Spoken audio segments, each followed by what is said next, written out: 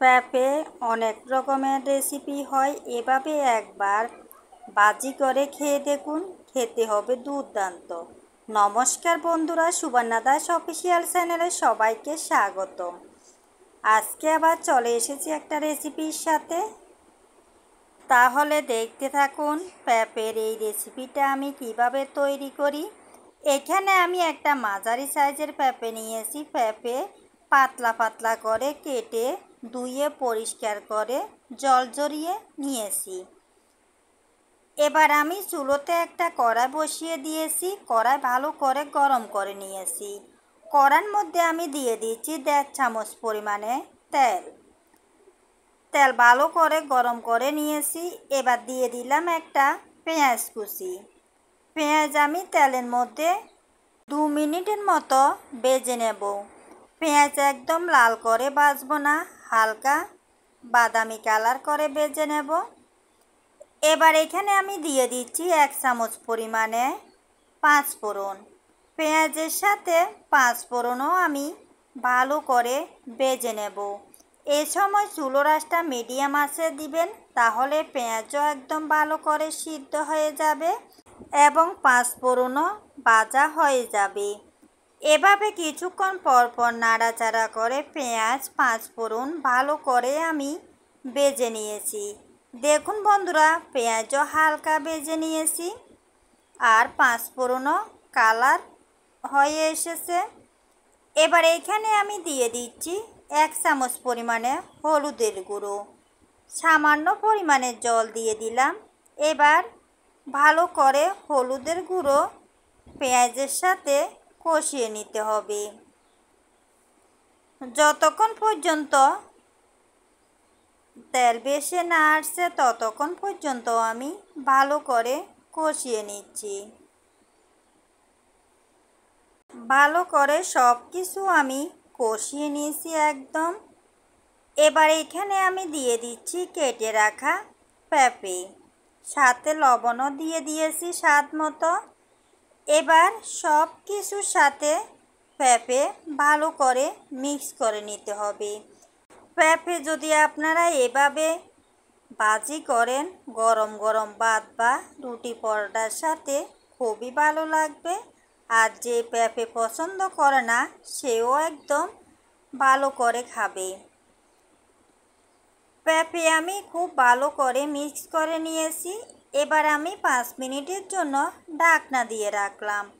5 minute পর আমি ঢাকনা তুলে নিচ্ছি। এবার একদম নিচ থেকে ভালো করে পেঁপে নাড়িয়ে দিতে হবে। পেঁপে ঢাকনা দিয়ে রাখলে পেঁপে তাড়াতাড়ি সিদ্ধ হয়ে যাবে। আপনারাও অবশ্যই ঢাকনা দিয়ে পেঁপে ভাজিটা করবেন, দেখবেন একদম ভেঙে যাবে না। এভাবে আমি খুব ভালো করে নাড়িয়ে আবারও আমি কিছুক্ষণের জন্য এই পেঁপে ঢাকনা দিয়ে রাখবো। এবার আমি এখানে দিয়ে দিলাম 4-5টা কাঁচামরিচ ছিলে। এবার ঢাকনা দিয়ে দিলাম। 5 মিনিট পর আমি ঢাকনা তুলে নিচ্ছি। এবার ভালো করে আবারও আমি নাড়িয়ে দিচ্ছি। এভাবে কিছুক্ষণ পর পর নাড়িয়ে চাড়িয়ে দিতে হবে, না হলে পেঁপে পুড়ে যাবে। দেখুন বন্ধুরা, পেঁপে প্রায় সিদ্ধ হয়ে এসেছে। আমি অফ ক্যামেরায় আরও কয়েকবার করে ঢাকনা দিয়ে রেখেছি। এভাবে কিছুক্ষণ পর পর নাড়িয়ে দিতে হবে। দেখুন বন্ধুরা, পেঁপে একদম দাগ লাগিয়ে ভেজে নিয়েছি আর পেঁপেও একদম ভালো করে সিদ্ধ হয়ে গিয়েছে। আমার এই রেসিপিটি যদি আপনাদের ভালো লেগে থাকে তাহলে লাইক কমেন্ট শেয়ার করে দেবেন। আর নতুন কোনো বন্ধু যদি আমার এই রেসিপিটি দেখে থাকেন অবশ্যই আমার চ্যানেলটাকে সাবস্ক্রাইব করে দেবেন এবং নোটিফিকেশান অন করে রাখবেন। যখনই আমি নিত্য নতুন ভিডিও ছাড়ব প্রথমে আপনাদের কাছে পৌঁছে যাবে। এবার এখানে আমি দিয়ে দিলাম 1/2 চামচ পরিমাণে ভাজা জিরের গুঁড়ো। ভাজা জিরের গুঁড়ো দিয়ে খুব ভালো করে মিশিয়ে নিচ্ছি। পেঁপে ভাজির মধ্যে যদি জিরের গুঁড়ো দেওয়া যায়, এ পেঁপের ভাজির টেস্টটা দ্বিগুণ বেড়ে যাবে। আপনারাও এভাবে একবার পেঁপে ভাজি করে খেয়ে দেখবেন, অবশ্যই ভালো লাগবে। দেখুন বন্ধুরা, একদম ভাজা ভাজা করে আমি পেঁপে ভেজে নিয়েছি। কালারটা কতটা সুন্দর এসেছে। এবার আমি চুলোর আঁচটা বন্ধ করে দেব।